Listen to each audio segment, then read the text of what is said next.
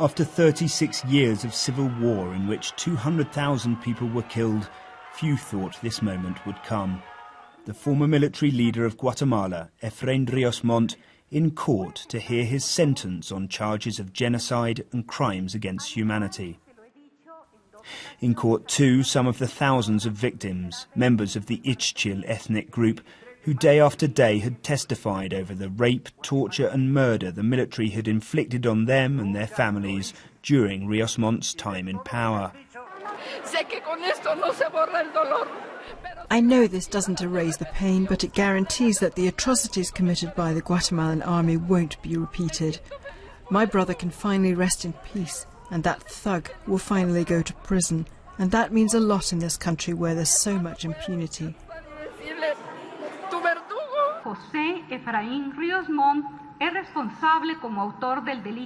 When finally the judge issued her findings, they were unequivocal. Rios Montt had overseen genocide in Guatemala and had done nothing to prevent it. To cheers from the human rights campaigners in court, Judge Barrios sentenced the former military leader to 80 years in prison, 50 for genocide, 30 for crimes against humanity. Hunger, systematic rape and forced displacements had all been used as tools of war against the Ixchil people, she said, for whom merely being a member of the indigenous group was a mortal offence. It was everything which the victims' families in Guatemala had been hoping to hear for decades.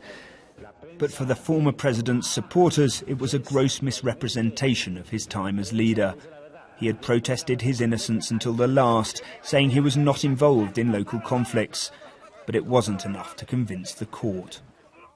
While this is a day which victims' families, groups and human rights organisations in Central America thought would never come, it's also unlikely to be the end of the story. Mr. Rios Montt is sure to lodge an appeal.